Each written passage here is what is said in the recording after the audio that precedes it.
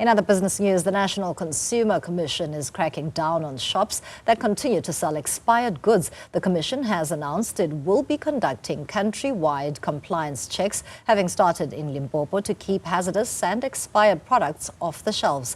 The inspections are being carried out by the Commission in collaboration with the Department of Labour, the South African Police Service and environmental health practitioners. Operations began in the Capricorn District Municipality last month, and so far officials have discovered widespread non-compliance, especially with products that have passed their sell-by-use state or best before dates. The NCC has reiterated its warning to suppliers and retailers to adhere to the provisions of the Consumer Protection Act. In company news now, Afrimet, which recently paid $6 million to acquire cement maker Lafarge, believes it can turn around the company. That's despite recent losses by the cement component of the Lafarge business. Moreover, Transnet's limited locomotive availability, derailments and maintenance outages continue to hinder export iron ore performance, with volumes for the first half of next year projected to be 20% down. Local iron ore volumes also plummeted by 70% in the first quarter of this year due to ArcelorMittal's significantly reduced purchases. The mining materials firm, which is a major supplier of the country's steel-making companies, also expects ArcelorMittal's volumes to return to normal levels for the remainder of this fiscal year. And the National Empowerment Fund has stressed that female entrepreneurs are in need of the right kind of financing to grow their businesses, to contribute sustainably to the economy and create jobs. In marking Women's Month, the Developmental Finance Institute says support for female-led businesses continues to be hampered by a lack of funding opportunities. Business reporter Ntokozo Khumalo caught up with the NEF's acting fund manager at Umnotho Fund Mazizi Siphondo for insights on how more women can access those funds. So we actively look for those businesses that are owned by black women entrepreneurs.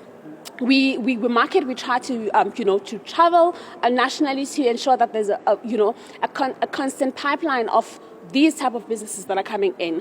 So to assist in transformation and to assist in getting more black women into the economy and to get them to participate a lot more, it's the targets that we've set ourselves to say, of our annual budget, let 40% of our money go towards black women-owned businesses. How do people actually, or women-owned, black women businesses, go about really accessing those funds? Because I think sometimes there's a little bit of information lag when it comes to how do they prepare themselves for that funding.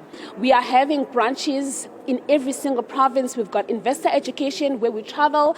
We've got entrepreneurship development programs where we travel nationally to teach people on how to package applications and access funding. But over and above that, we then have a unit internally that has been set aside to help to advise on how you apply for funding at the NEF. So we encourage you coming in, making that contact, coming in and speaking to that division that will say, this is how you package an application, this is what you're looking for, yes, this is what we can do and this is what we can't do. It's all of the infrastructure that has been put in place to educate people on how to access funding. Are these the sectors that they should be going into? Where are the opportunities and where is Umnotho focusing its funding on? What sectors? We did mention earlier, manufacture more products. Yes, please. So we want more black manufacturers to apply for funding. That's because we have established a fund for black businesses that are in manufacturing. The fund is priced at 2% fixed over a 5-year period. It's concession. It's affordable funding. That's we want to assist the government in its goal of reindustrializing. So definitely the manufacturing space, in the property development space as well, industrial property, social housing and affordable housing, that's where we're seeing opportunities, and the energy space as well. So let's do clean energy, black people that would like to go into the space. And then again, going back to manufacturing, we're talking about the cameras, the equipment, instead of importing the parts or buying them from businesses that are, imported items. Let's make it locally to create jobs. Thank you so much for talking to us. Mazizi Siphondo is the acting fund manager with Umnotho Fund with the NEF. For Newzroom Afrika on Channel 405, I'm Ntokozo Khumalo in Johannesburg.